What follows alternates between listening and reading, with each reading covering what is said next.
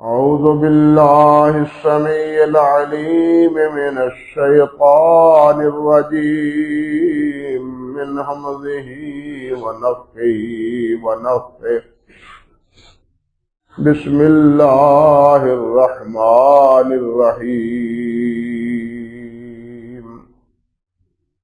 بلى قد جاءتك آياتي فكذبت بها واستكبرت وكنت من الكافرين. ويوم القيامة ترى الذين كذبوا على الله وجوههم مسودة أليس في جهنم مثوى للمتكبرين. سبحان ربك رب العزة عما يصفون وسلام على المرسلين والحمد لله رب العالمين.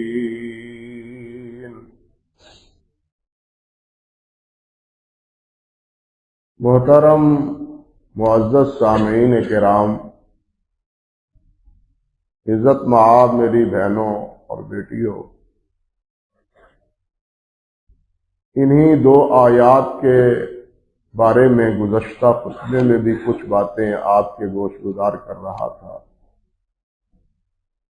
جن میں اللہ سبحانہ و تعالی نے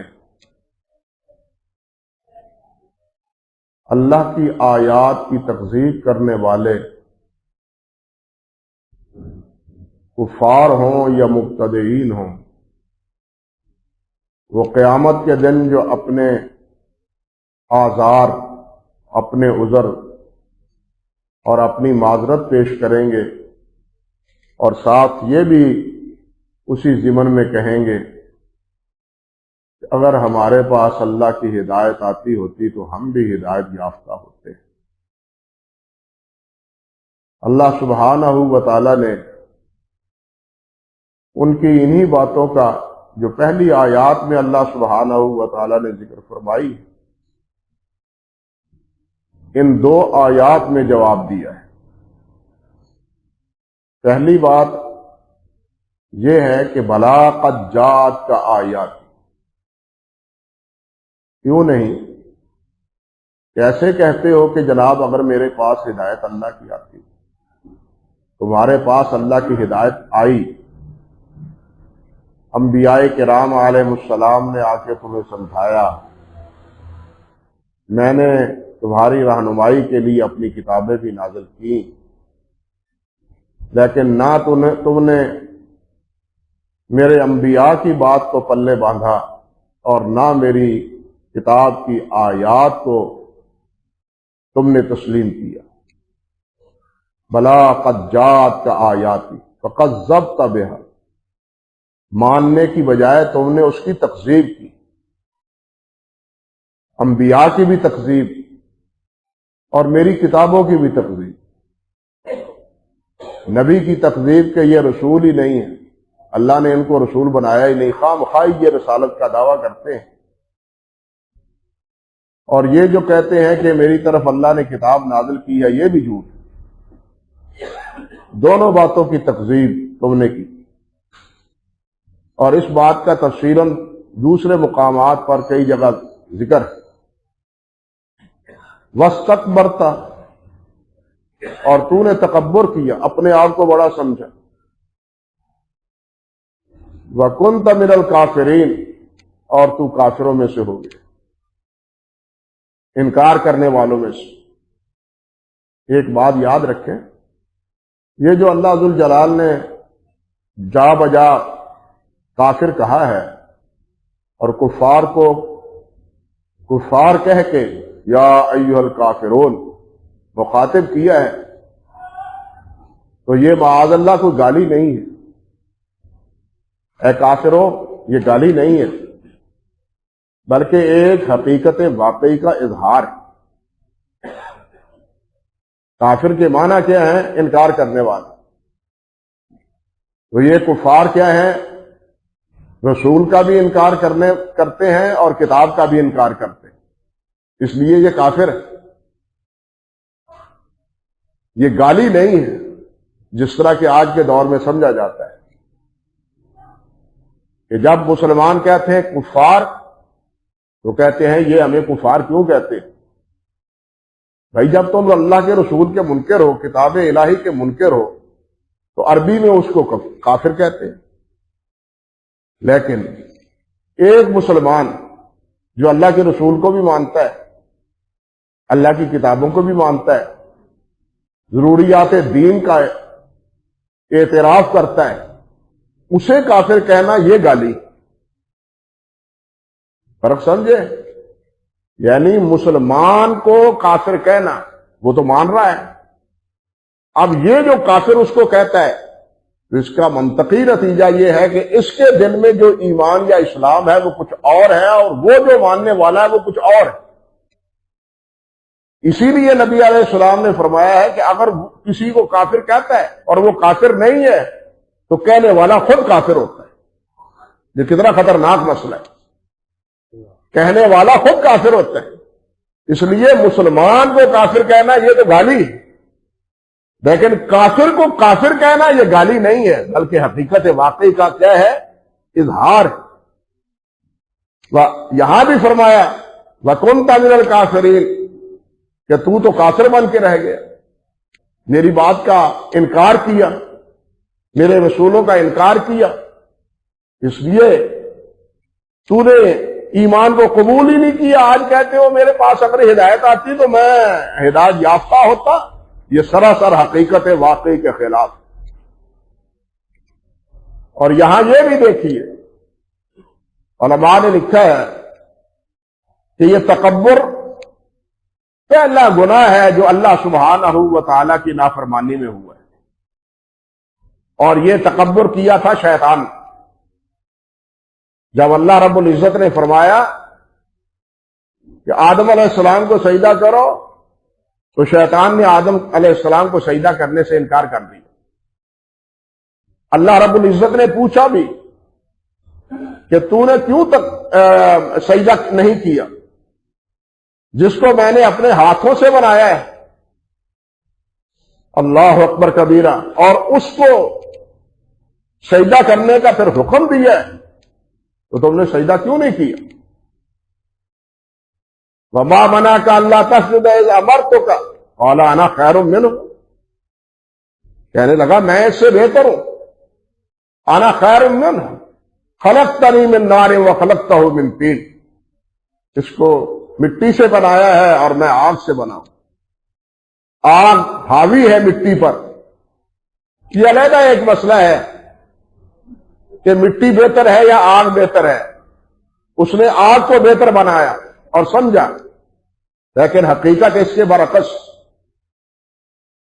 علماء کے ہاں بڑی عجیب و غریب باتیں ہوتی ہیں، آسمان افضل ہے یا زمین افضل ہے، مٹی افضل ہے یا آگ افضل ہے۔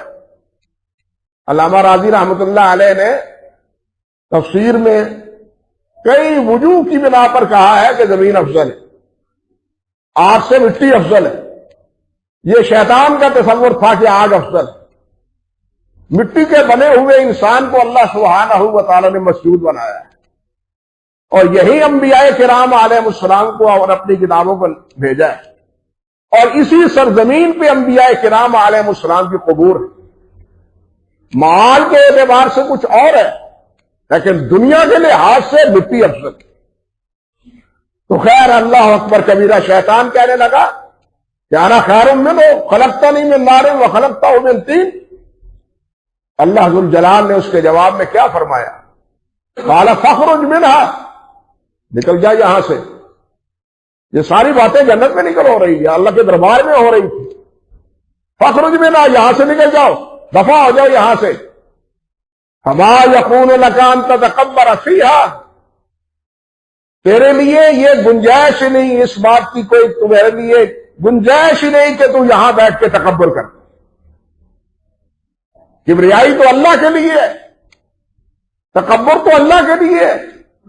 جو بڑا ہے اس کا حکم بھی بڑا ہے، جو بڑا ہے اس کا حکم بھی بڑا ہے۔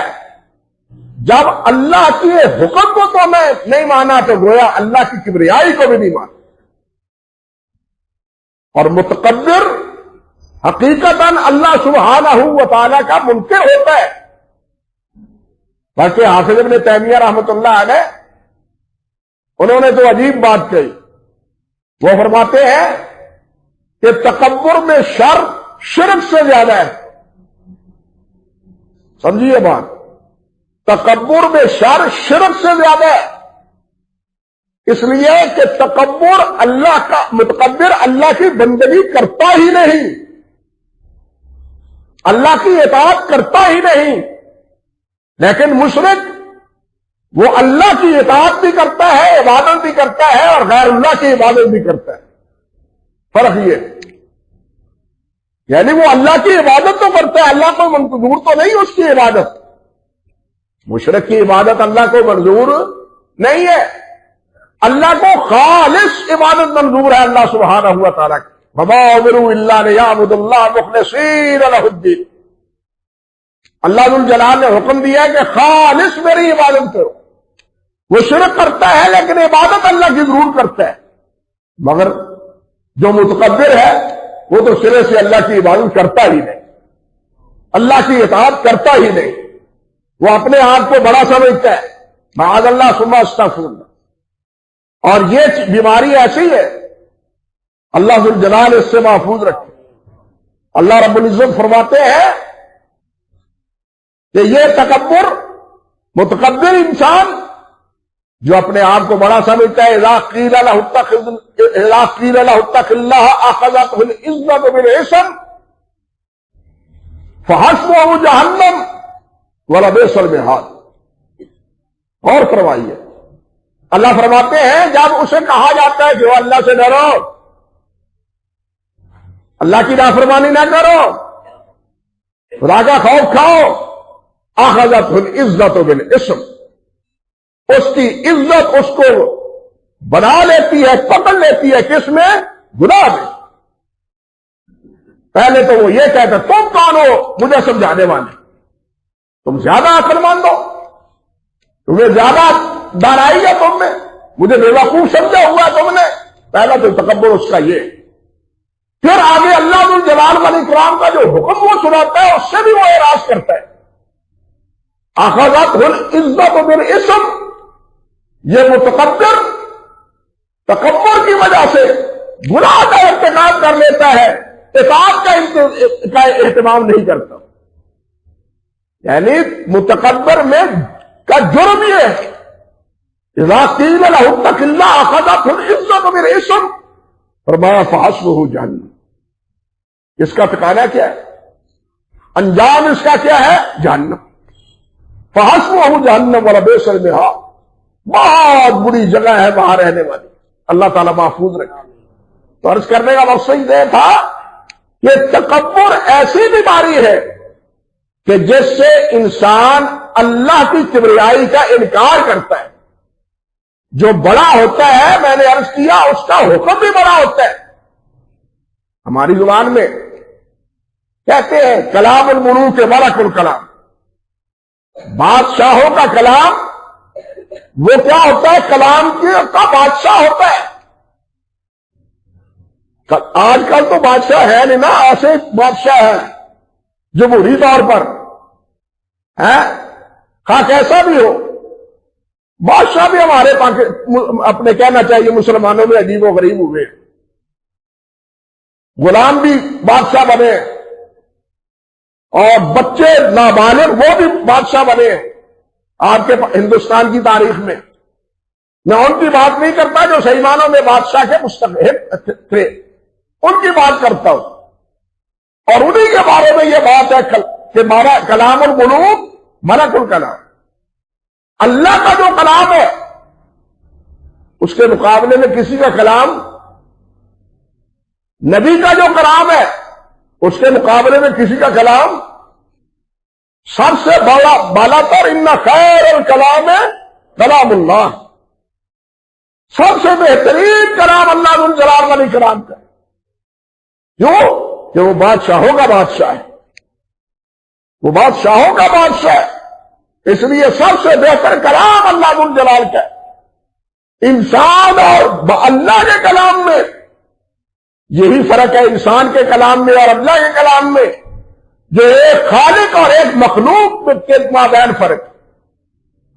جس طرح مخلوق کو خالق سے کوئی نسبت نہیں، اسی طرح بھائیوں مخلوق کے کلام کو اللہ کے کلام سے کوئی نسبت نہیں۔ اور اللہ رب العزت کے بعد اللہ کے پیارے نبی حضرت محمد رسول اللہ صلی اللہ علیہ وسلم اور باقی تمام انبیاء علیہم السلام ان کا کلام۔ تو جو متکبر ہے وہ گویا کہ نہ اللہ کی بڑائی کو مانتا ہے، نہ رسول کی بڑائی کو مانتا ہے، نہ ان کے کلام کو بڑا مانتا ہے۔ ہمیں تو سب سے پہلے سبق یہ دیا جاتا ہے کہ انا سمینا واطعنا، ہم اللہ اور اللہ کے رسول کا کلام سنیں گے اور اس کی اطاعت کریں گے۔ لیکن متکبر یہ نہیں کرتا، وہ سننا بھی گوارا نہیں کرتا اور اطاعت بھی گوارا نہیں کرتا۔ اس لیے اپنے آپ کو سنبھالا دے، اپنے آپ کو اس بیماری سے بچائے، اس کے مقابلے میں تواضع اختیار کرے، انکساری اختیار کرے۔ اللہ نے فرمایا تلک الدار الآخرہ، تلک الدار الآخرہ الذین لا یریدون علوا فی الارض ولا فسادا، یہ آخرت کا گھر، یہ آخرت کا گھر، یہ جنت کا گھر، بہشت کا گھر کن کے لیے ہے؟ ان لوگوں کے لیے ہے جو علو نہیں چاہتے، بڑا نہیں بننا چاہتے۔ میں بڑا بن جاؤں، وزیر اعلیٰ بن جاؤں، وزیر اعظم بن جاؤں، شہر کا میئر بن جاؤں، پھر اپنی بربادی یہ کروں۔ فرمایا جس کے دل میں یہ بیماری نہیں ہے، یہ آخرت گھر کا گھر ان کے لیے، اور آخرت کا گھر ہی ہے جہاں جو رہنے کے قابل ہے، دنیا رہنے کے قابل نہیں ہے۔ دنیا انسان دنیا میں رہنے کے لیے نہیں آیا، یہ تو جہاں دنیا گزارنے کے لیے آیا ہے۔ بات سمجھے، یہ دنیا گزارنے کے لیے آیا ہے، یہ وقت گزارے کا ہے، یہ گھر نہیں ہے۔ اور یہاں جو بھی آیا ہے جانے کے لیے آیا ہے، وہ بڑا ہو یا چھوٹا ہو، غریب ہو یا امیر ہو، بادشاہ ہو یا فقیر ہو، نبی ہو یا امتی ہو، جو بھی آیا ہے وہ یہاں جانے کے لیے آیا ہے۔ اور اصل گھر کے ہے وہ آخرت کا گھر ہے، وہ جنت کا گھر ہے۔ اللہ وہ ہمیں نصیب فرمائے۔ فرمایا تلک الدار الآخرہ، یہ آخرت کا گھر ان لوگوں کے لیے ہے لا یریدون علوا فی الارض ولا فسادا، جو نہ فساد چاہتے ہیں، ارادہ رکھتے ہیں، اور نہ تکبر کا لحاظ کرتے ہیں، اس کا ارادہ کرتے ہیں۔ یہاں پھر ایک بات قابل غور ہے کہ یہ نہیں یہاں کہا اللہ نے کہ جو تکبر نہیں کرتے، فساد نہیں کرتے۔ بات کو سمجھ لے، یہ نہیں اللہ نے فرمایا کہ جو تکبر نہیں کرتے، فساد نہیں کرتے، بلکہ اللہ نے فرمایا ہے لا یریدون، وہ تکبر کا ارادہ بھی نہیں رکھتے، وہ فساد کا ارادہ بھی نہیں رکھتے۔ فساد کرنا تو کجا رہا، ان کا دل اتنا صاف، منقع، شفاف ہے کہ وہ فساد کا، فتنے فساد کا ارادہ نہیں رکھتے۔ اور فساد کیا ہے؟ فساد ہر وہ عمل ہے، سمجھ لیجیے، فساد ہر وہ عمل ہے جو اللہ اور اللہ کے رسول کی مخالفت میں کیا جائے، اس میں فساد ہی فساد ہے، اس میں خسارہ ہی خسارہ ہے، اس میں گھاٹا ہی گھاٹا ہے۔ نفع کس میں ہے، عزت کس میں ہے، وقار کس میں ہے؟ اللہ اور اللہ کے رسول کی اطاعت اور فرمانبرداری میں۔ تو میرے بھائیوں، یہ ہے کہ تکبر اللہ ہی کو جچتا ہے، انسان کو نہیں جچتا، انسان کو تکبر نہیں جچتا۔ اور انسان کا کام ہے کہ اس کبریا کی بڑائی کا اظہار کرے اور اپنے آپ کو اللہ کے سامنے جھکا دے، اپنے آپ کو اللہ کے سامنے جھکا دے، اور اتنا جھکائے کہ اس کے در پہ بالآخر سر رکھ دے۔ یہ اسی طرح ہے جس طرح کسی کو منانے کے لیے اس کے پاؤں پڑ جاتے ہیں، پگڑی اتار کے اس کے سر پر رکھ دیتے، پاؤں میں رکھ دیتے. یہ بالکل اسی طرح سمجھیے. اسی لیے نبی علیہ السلام نے فرمایا ہے کہ انسان اپنے اللہ کے سب سے زیادہ قریب اس وقت ہوتا ہے جب اس سر بسجود ہوتا ہے. کیوں؟ کہ یہ اس وقت انتہائی انکساری میں ہوتا ہے، انتہائی عاجزی میں ہوتا ہے، انتہائی بے کسی میں ہوتا ہے. اور بڑا کس کو سمجھتا ہے؟ بڑا کس کو سمجھتے ہیں؟ کس کے سامنے سر جھکا رہا ہے؟ اللہ وحدہ لا شریک، اللہ وحدہ لا شریک. تو یہاں ہر قسم کا فساد اس کا ارادہ، اور اسی طرح کبریائی کا ارادہ بھی نہیں. اللہ بنا دے تو یہ اللہ کی عطا ہے. اللہ بنا دے. آج کل تو اللہ معاف فرمائے، اسی نظامت اور اسی صدارت اور اسی ممبری کے لیے کروڑوں خرچ کیے جاتے ہیں، اور پھر یہی کروڑوں ماہ سود وصول کیے جاتے ہیں رعایا سے، جو کہتے ہیں کہ جناب ہم تو لوگوں کی خدمت کے لیے کر رہے ہیں. پھر یہ خادم نہیں بلکہ بننے کے بعد مخدوم ہوتے ہیں. یہ خادم نہیں بلکہ بعد میں کیا ہوتے ہیں؟ مخدوم ہوتے ہیں. اور یہ جو کروڑوں خرچ کرتے ہیں، معصوم وصول کرتے ہیں. انا للہ و انا الیہ راجعون. کیا فائدہ ہے اس بڑائی کا؟ کیا فائدہ ہے اس نظامت کا؟ کیا فائدہ ہے اس وزارت کا؟ انا للہ و انا الیہ راجعون. تو یہ ایک بہت بڑی بیماری ہے. بلکہ جس طرح میں نے عرض کیا، میں نہیں بلکہ شیخ الاسلام ابن تیمیہ رحمۃ اللہ علیہ نے، کہ یہ شرک سے بھی بڑا جرم ہے، اس سے بھی اس میں زیادہ شر ہے. شرک سے بھی اس میں زیادہ شر ہے. اور پھر یہ بھی آپ کو معلوم رہنا چاہیے کہ شر شیطان میں ہے. شر کس میں ہے؟ شیطان میں ہے. اور تمام شرور کا منبع یا سارے شرور کا سبب وہ یہی شیطان ہے. اللہ اکبر کبیرہ، اللہ اکبر کبیرہ. اور یہ شیطان نتیجے پر کیا ہے؟ اس تکبر کی وجہ سے بھی معافی سے محروم ہو جاتا ہے. سمجھے بات؟ متکبر معافی سے بھی محروم ہو جاتا ہے. بھائی وہ اپنے آپ کو معافی کے لیے تو تب چاہے جب اپنے آپ کو کوئی جرم سمجھے کہ میں نے جرم کیا ہے. وہ جرم سمجھ ہی نہیں رہا، جرم کو جرم ہی نہیں جان رہا، وہ کیسے معافی مانگے؟ لیکن شیطان کے مقابلے میں سب سے پہلے جو آدم علیہ السلام سے خطا ہوئی تھی وہ کیا تھی؟ وہ خواہش تھی اور ہرس تھا. وہ خواہش تھی اور ہرس تھا کہ میں جنت میں ہمیشہ رہوں. جھانسا بھی شیطان نے یہی دیا تھا کہ تم کو اس لیے روکا گیا ہے اگر تم اس درخت سے کھانا کھا لو گے، اس درخت کا پھل چکھ لو گے تو پھر کہیں یہی نہ رہو. تمہیں تو دنیا میں بھیجنا ہے، یہ جگہ تمہارا محل نہیں ہے. یہاں رہنا چاہتے ہو تو پھر اس پھل کو کھا لو. میں اللہ کی قسم کھا کے تمہیں کہتا ہوں، میں تو جا ہی رہا ہوں، مجھے تو کہہ ہی دیا گیا کہ نکل جاؤ یہاں سے. میں جاتا جاتا تیرا فائدہ تو کر جاؤں. یہ قسمیں کھانے والے، قسمیں کھا کھا کے یقین دلانے والے، ولا تطع كل حلاف مہین. قسمیں کھانے والوں کے پیچھے نہ چلو. قسمیں کھانے والے جھوٹے زیادہ قسمیں کھاتے ہیں، سچا قسم کھاتا ہی نہیں. اس کی سچائی خود دلیل اس کی سچائی پر ہوتی ہے. جھوٹا ہمیشہ اپنی سچائی کو ثابت کرنے کے لیے قسمیں اٹھاتا ہے، جس طرح شیطان نے کیا.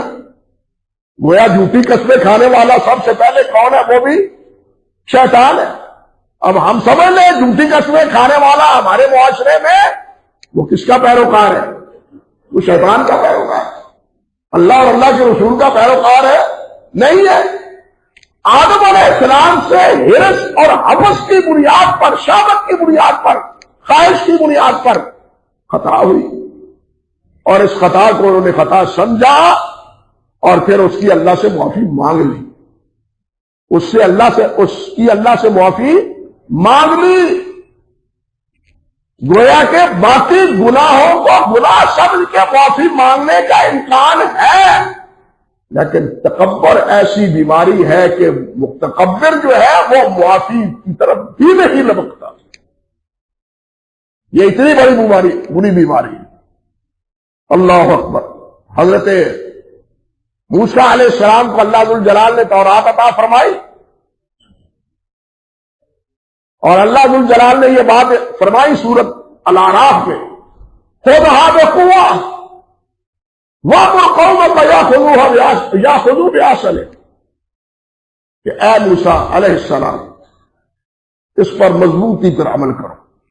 اس کے معنی یہاں پکڑنا نہیں ہے صرف، بلکہ اس کا معنی مضبوطی سے عمل کرنا ہے، اور اپنی قوم کو بھی کہو کہ وہ اس پر مضبوطی سے جتنی اچھی باتیں ہیں اس کی تابعداری کرے، اس کو پکڑ لے، اس پر عمل کرے، انتظام بنا لے۔ اللہ اکبر کبیرہ۔ یہ بات ارشاد فرمانے کے بعد اللہ ذوالجلال نے ایک بات فرمائی جو ہمارے لیے بہت ہی باعث عبرت ہے۔ اسی حوالے سے اللہ فرماتے ہیں یہ ہے ہدایت کی کتاب، قرآن مجید کی طرح تورات کتاب ہدایت، اس میں نور، سورۃ مائدہ میں اللہ فرماتے ہیں اس میں نور، اس میں ہدایت، اس میں روشنی، لیکن سأصرف عن آیات الذین یتکبرون فی الارض بغیر الحق، اس کتاب سے میں ان لوگوں کو پھیر دوں گا، اس سے روشنی وہ نہیں پائیں گے، اس سے ہدایت نہیں پائیں گے۔ کون؟ جو زمین میں بغیر ناجائز کیا کریں گے؟ تکبر کریں گے۔ جو زمین پر ناجائز تکبر کریں گے، بس تکبر ہے ہی ناجائز، وہ جائز ہے ہی نہیں، صرف ایک مقام ہے جہاد کے مقابلے، بات سمجھے، جہاد کے مقابلے وہاں انسان اپنے آپ کو بڑا بنائے، حتیٰ کہ اگر بال سفید ہے تو وہ بھی سیاہ کر لے، اور اس کے مقابلے میں کسی کو سپر پاور نہ مانے۔ سپر پاور کس کو مانے؟ اللہ کو، اللہ کو۔ سپر طاقت وہ ہے کیونکہ کبریا کبیر وہ ہے، اکبر وہ ہے، کبیر وہ ہے، اکبر وہ ہے۔ اللہ نے فرمایا نا، قل الحمدللہ الذی لم یتخذ ولد ولم یکن لہ شریک فی الملک ولم یکن لہ ولی من الذل فکبرہ تکبیرا۔ اللہ نے پہلا حکم ہی اپنے نبی کو یہ دیا، قل یا ایھا المزمل یا ایھا المزمل قم فانذر وربک فکبر۔ اٹھو، اب لیٹنے کا وقت ختم ہو گیا، آرام کا وقت ختم ہو گیا، اٹھو اور اپنے رب کی کبریائی بیان کرو۔ تو یہ حبل کچھ نہیں ہے، لات کچھ نہیں ہے، منات کچھ نہیں ہے، یہ سب بیکار ہیں، بیکار ہیں، بڑا ہے تو اللہ ہے۔ اللہ کی کبریائی کا ڈنکا بجا دو، اور نبی علیہ السلام نے بجایا، اور صحابہ کرام نے اللہ کی کبریائی کو مانا۔ جب اللہ کی کبریائی کو مانا تو پھر انہوں نے نہ روم کو نہ ایران کو سپر پاور مانا۔ جب تم سپر پاور مان لو گے تو پھر اس کے سامنے اپنی آنکھیں نیچی ہی رکھو گے۔ بات سمجھ گئے؟ جس طرح آج مسلمانوں کی حالت ہے، ہم نے مان لیا ہے وہ سپر طاقت ہے، ہماری مادی زندگی میں، مادی ذہن کے نتیجے میں یہ نہیں سمجھتے کہ یہ ایٹم ہو، یہ بم ہو، ان کا رخ بدلنے والا بھی ایک قادر مطلق ہے۔ جلی ہوئی آگ، اس کا بڑا الاؤ، اس کو گلزار بنانے والا بھی ایک سپر پاور ہے۔ دریا کا پانی، اس کی لہروں سے بچانے والا بھی سپر پاور کا مالک ہے۔ ہم نے آج چھوڑ دیا اس تصور کو، اس لیے سپر پاور مان کے جی حضوری بنے ہوئے ہیں، جی حضوری بنے ہوئے، حضور جو مزاج یار میں آئے، سرے تسلیم خم ہے جو مزاج یار میں، جو حکم ہو جناب، جو آرڈر ہو ہم اطاعت کریں گے. انا للہ و انا الیہ راجعون. اور یہی عقیدے کی خرابی آج تمام مسلمانوں کے لیے مردری کا سبب بنی ہوئی ہے. قوت ہونے کے باوجود، افراد ہونے کے باوجود، مال و دولت ہونے کے باوجود آج کیا ہے؟ مار کھا رہے ہیں. کیوں مار کھا رہے ہیں؟ کہ ہم نے اس سپر طاقت سے تعلق اور ناطہ توڑ لیا ہے. ہمارے دلوں میں سپر طاقت کا تصور کمزور پڑ گیا ہے. اس سپر طاقت کے ساتھ رابطہ منقطع ہو گیا ہے. اور جب صحابہ کرام کا اس کے ساتھ رابطہ تھا، نہ ایران ٹھہرا نہ روم ٹھہرا. وہ بھی اپنے وقت کی سپر طاقتیں تھی، کوئی بھی نہ ٹھہرا. اس لیے ایک وقت ہے جہاد کے میدان میں، لیکن اس کے علاوہ نہیں. فرمایا تعصرف عن آیات الذین یتکبرون فی الارض بغیر الحق وَإِن یروا کل آیۃ لا یؤمنوا بہا. اگر ہر قسم کی نشانی دیکھ لیں، ہر قسم کی آیت دیکھ لیں، تو یہ متکبرین ایمان نہیں لائیں گے. یہ تکبر کتنا بڑا جرم ہے. ہر قسم کی نشانی کو جھٹلا دیں گے. اور کفار مکہ نے جھٹلایا ہی ہے نا. منہ مانگی مان لیں گے، چاند دو ٹکڑے ہو جائے مان لیں گے. نبی علیہ السلام نے اشارہ فرمایا اللہ سے دعا کر کے، چاند کا ایک حصہ پہاڑ کے ایک طرف، دوسرا حصہ پہاڑ کے دوسری طرف. آنکھوں سے دیکھ بھی لیا، لیکن ظالم کہنے لگے محمد کا جادو تو آسمانوں پہ بھی چڑھ گیا. انا للہ و انا الیہ راجعون. اللہ فرماتے ہیں وَإِن یروا کل آیۃ، ہر قسم کی نشانی دیکھ لیں پھر بھی تکذیب کریں گے، مانیں گے نہیں. وَإِن یروا سبیل الرشد لا یتخذوہ سبیلا. ہدایت کا راستہ دیکھ بھی لیں کہ یہ نبی کا راستہ ہے. نبی علیہ السلام نے فرمایا تھا قل ھذہ سبیلی ادعو الی اللہ، قل ھذہ سبیلی، یہ میرا راستہ ہے، میں تمہیں صرف اللہ کی دعوت دیتا ہوں اور کسی کی دعوت نہیں دیتا. نہ لات کی، نہ عزا کی، نہ کسی غیرے کی، نہ کسی اور کی، نہ نتھو خیرے کی، کسی کی دعوت نہیں دیتا. ادعو الی اللہ، میرا یہی جرم ہے. ان کنت فی شک من دینی فلا اعبد الذین لا تعبدون من دون اللہ. میرے دین میں اگر کوئی شک ہے تو وہ یہ سن لو، میں اللہ کے علاوہ کسی کے سامنے سر نہیں جھکاتا، میں اللہ کے علاوہ کسی کی عبادت نہیں کرتا. یہ جرم ہے. اور آپ نے یہی مثال دے کے سمجھایا ھذہ سبیلی ادعو الی اللہ. لوگوں یہ میرا راستہ ہے. او بھائیو، بلکہ حدیث میں عبداللہ ابن مسعود سے ہے غالباً رضی اللہ تعالی عنہ، نبی علیہ السلام نے خط سیدھا زمین پر پھینک کے دائیں بائیں ادھر ادھر خط کھینچ دیے اور فرمایا یہ خط ہیں گمراہی کے. سیدھا راستہ صرف یہ ہے جس پر میں جا رہا ہوں، سیدھا راستہ یہ ہے جس پر میں چلا ہوں. قل ھذہ سبیلی ادعو الی اللہ. اور یہاں کیا ہے وَإِن یروا سبیل الرشد لا یتخذوہ سبیلا.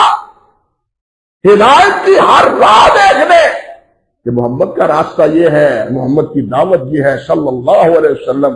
وہ اس کو قبول نہیں کریں گے، یہ بابے کی دعوت کو قبول کریں گے. بابا جی نے کی فرمایا، امام صاحب نے کیا فرمایا، حضرت صاحب نے کیا فرمایا. انا للہ. یہ وہ امتوں کا حال ہے، یہ امت کا حال ہے، کسی اور کا کیا رونا. فرمایا وَإِن یروا سبیل الغی یتخذوہ سبیلا. اگر گمراہی کا راستہ دیکھ لیں گے تو اس کو نہ پکڑ لیں گے. آج پوری حالت ہماری یہی، گمراہی کو چھوڑتے نہیں، صراط مستقیم کو لیتے نہیں. کیوں نہیں لیتے؟ آپ سوچنا چاہیے کس وجہ سے نہیں لیتے. اللہ فرماتے ہیں یہ تکبر کی وجہ سے نہیں لیتے. اب ہمیں سوچ لینا چاہیے کہیں یہ بیماری ہم نے تو نہیں ہے. اور تکبر کی علامت کیا ہے کہ اللہ اور اللہ کے رسول کی بات کو مان لینا. تکبر ہے یہ کہ اللہ اور اللہ کے رسول کی بات کو نہ ماننا، بطل حق ہے، حق کا انکار کر دینا، یہ تکبر ہے. اور حق کیا ہے؟ فما بعد الحق الا الضلال. اللہ کی اور اللہ کے رسول کی دعوت حق ہے، باقی سب گمراہی۔ اس سے کہانیاں بڑی ہیں، کرامتیں بڑے ہیں، واقعات بڑے ہیں، دل کو موہ لینے والے ہیں، فریفتہ کرنے والے ہیں، لیکن کیا یہ راستہ محمد رسول اللہ کا ہے؟ حضرات صحابہ کا ہے؟ نہیں ہے۔ جس کا بھی ہو، قیامت کے دن ہمیں اللہ اور اللہ کے رسول کے بارے میں پوچھا جائے گا۔ یہ نہیں پوچھا جائے گا کہ علی حجویری کے پیچھے چلے تھے، معین الدین چشتی کے پیچھے چلے تھے، بابا فرید کے پیچھے چلے تھے، کسی کے بارے میں نہیں پوچھا جائے گا۔ پوچھا جائے گا تو محمد رسول اللہ کے بارے میں پوچھا جائے گا۔ اس کی فکر کرو۔ ان کو اگر تو مقام اور مرتبہ اللہ نے عطا فرمایا ہے تو وہ بھی اللہ کے رسول کی اطاعت میں ہے۔ اللہ کی مخالفت پا کے کوئی بھی اللہ کی ولایت اور اللہ کا قرب پا سکتا نہیں۔ اس لیے بھائیوں، آپ سوچ رہے اس آیت میں کہ اللہ تعالیٰ نے کتنے باشیاب الفاظ میں فرمایا۔ ہر آیت دیکھ لے نہیں مانیں گے، ہر حکم پالے نہیں مانیں گے، گمراہی دیکھے مان لیں گے۔ کیوں؟ اس لیے کہ ان کے دلوں میں تکبر بھرا ہوا ہے۔ اللہ اکبر کبیرہ۔ اللہ سبحانہ و تعالیٰ اس بیماری سے ہمیں محفوظ فرمائے۔ آگے اللہ فرماتے ہیں وَيَوْمَ الْقِيَامَةِ ذِكْرَ الَّذِينَ كَذَبُوا عَلَى اللَّهِ۔ اس کا انجام اگلی آیت میں ہے۔ وہ اللہ نے چاہا، اللہ نے توفیق عطا فرمائی تو اگلے آیت جمعے خطبے میں عرض کرنے کی کوشش کروں گا۔ اللہ ہمیں صراط مستقیم پر کامزاد رکھے تاکہ قیامت کے دن پھر یہ ہاتھ نہ ملنا پڑے ہیں۔ اب پچھتائے کیا حوت جب چڑیے چگ گئی تھے۔ جب معاملہ ہی ختم ہو گیا، وقت عمل کا ختم ہو گیا، عقیدے کی درستی کا وقت ختم ہو گیا، تو قیامت کے دن ہاتھ ملنے کا کوئی فائدہ نہیں ہوگا۔ اللہ اس رسوائی سے ہمیں بچائے اور یہاں دنیا میں اپنے نبی کی تابعداری اور اپنی عبادت کی توفیق عطا فرمائے۔